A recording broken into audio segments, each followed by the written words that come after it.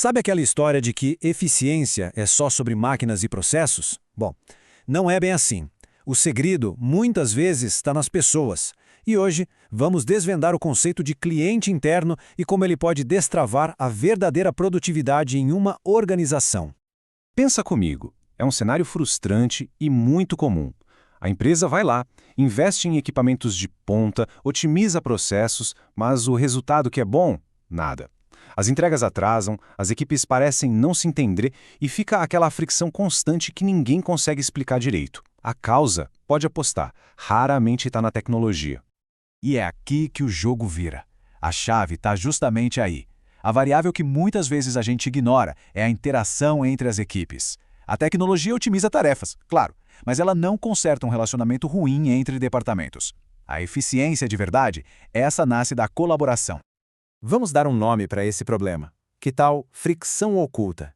É aquela areia na engrenagem que impede a máquina de funcionar perfeitamente, sabe? E ela está escondida na forma como as pessoas e os setores trabalham, ou melhor, não trabalham juntos. Essa fricção se manifesta de formas que todo mundo conhece, né? A comunicação falha, gera retrabalho. O atraso de uma área vira um efeito dominó. E quando os times trabalham cada um no seu quadrado, em silos, em vez de resolver problemas, eles apenas os empurram para a próxima etapa. São todos sintomas de uma única doença. Então, como é que a gente resolve isso?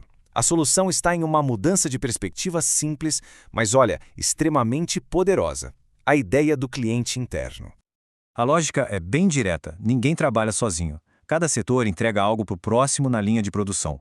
O planejamento precisa de informações, a engenharia precisa de feedback, a manutenção precisa de solicitações claras.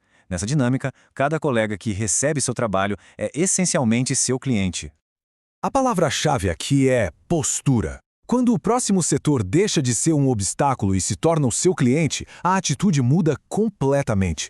O senso de responsabilidade aumenta, a precisão melhora, a colaboração se torna o padrão, não exceção. Certo, o conceito é ótimo, mas como ele sai do papel e vira resultado no dia a dia? Vamos ver as ações práticas que constroem essa cultura. E o interessante é que, na prática, tudo se resume aos fundamentos. É ser claro na comunicação. É respeitar prazos ou, se não for possível, avisar com antecedência. É escutar as necessidades do outro time antes de agir. É oferecer ajuda em vez de apenas passar o problema adiante. É alinhar expectativas para que não haja surpresas. São as bases de qualquer bom relacionamento, né? E qual é o impacto quando isso acontece? A transformação é profunda. A empresa deixa de ser um conjunto de peças isoladas e se torna um sistema integrado, que flui. A mudança é exatamente esta. Saímos de uma cultura reativa, que só apaga incêndios, para uma cultura colaborativa. Onde havia atrito, agora há um fluxo de trabalho. As ilhas de cada setor se conectam formando uma cadeia de valor forte. E o retrabalho se transforma em eficiência real. E os benefícios são concretos, viu? O clima organizacional melhora, porque as pessoas param de brigar e começam a colaborar. A produção se torna mais estável e previsível, pois as surpresas diminuem. E, claro, a quantidade de retrabalho despenca, economizando tempo e recursos preciosos. Mas no fim do dia, por que todo esse esforço interno é tão importante? A resposta nos leva para fora dos muros na empresa. Porque uma cultura interna forte não fica apenas dentro da empresa. Ela cria uma organização mais alinhada e ágil. Cada elo dessa corrente interna se torna mais forte e o resultado é uma empresa mais madura e competitiva lá fora. E aqui está o ponto final. O grande vencedor de toda essa melhoria interna é o cliente final, aquele que paga pelo produto. Ele recebe algo de maior qualidade, entregue por uma empresa mais eficiente e preparada para competir no mercado.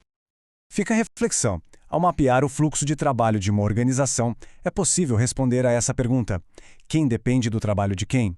Entender essas conexões é o primeiro passo para transformar a maneira como as pessoas trabalham juntas.